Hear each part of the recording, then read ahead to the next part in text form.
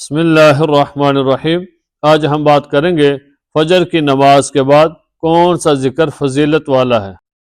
سب سے پہلے تو بڑا خوش قسمت اور بڑا خوش نصیب ہے وہ بندہ کہ جس کو فجر کی نماز پڑھنے کی توفیق ملتی ہے، کیونکہ فجر کی نماز تمام نمازوں میں مشکل نماز ہے، کیونکہ یہ نماز بندے نے نیند کو چھوڑ کر، ان بستر کو چھوڑ کر ادا کرنی ہوتی ہے، تو یہ نماز دوسری نمازوں میں مشکل ہے، اور شیطان بھی اس وقت پورا زور لگاتا ہے کہ کسی طرح یہ بندہ سوتا رہے اور اللہ تعالیٰ کے حکم کو پورا نہ کر سکے، کیونکہ وہ جانتا ہے کہ جب یہ بندہ اللہ تعالیٰ کے حکم کو پورا کرے گا، ایک تو اس کا شمار اللہ تعالیٰ کے ان نیک لوگوں میں ہوگا جو اللہ تعالیٰ کے حکم کو پورا کرنے والے ہیں، پھر اس کے بدلے میں اللہ تعالیٰ اس کے دن بھر کی ضرورتوں کو پورا فرمائیں گے، اور اس کے جو دن کے کام کاج ہیں ان کے اندر اللہ تعالیٰ برکت ڈال دیں گے۔ پھر تیسری چیز فرمایا کہ یہ بندہ جو ہے اللہ تعالیٰ کی حفاظت میں آ جاتا ہے، فجر کی نماز ادا کرنے والا بندہ اللہ تعالیٰ کی حفاظت میں ہوتا ہے۔ تو جو بندہ فجر کی نماز ادا کرتا ہے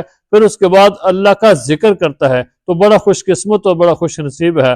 حضرت ابو ہریرہ رضی اللہ تعالیٰ عنہ روایت کرتے ہیں، رسول اللہ صلی اللہ علیہ وسلم نے ارشاد فرمایا، جس بندے نے فجر کی نماز ادا کی پھر فجر کی نماز کے بعد ان کلمات کو 100 مرتبہ پڑھتا ہے، لا الہ الا اللہ الملک الحق المبین، فرمایا کہ اس کو 5 فضیلتیں حاصل ہوتی ہیں۔ سب سے پہلی فضیلت اس کو یہ حاصل ہوتی ہے کہ اس بندے کے گناہوں کی وجہ سے وہ ایمان سے خارج نہیں کیا جاتا۔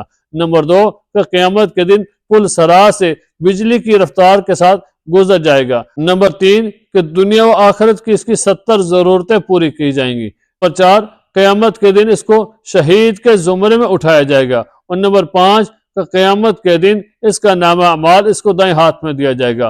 ہمیں فجر کی نماز کے بعد جو ہے اللہ تعالیٰ کا ذکر ضرور کرنا چاہیے اور ان کلمات کا ورد ضرور کرنا چاہیے، لا الہ الا اللہ الملک الحق المبین، 100 مرتبہ اس کا ذکر کریں۔ اللہ تعالیٰ ہمیں بھی اس کا عمل کرنے کی توفیق عطا فرمائے۔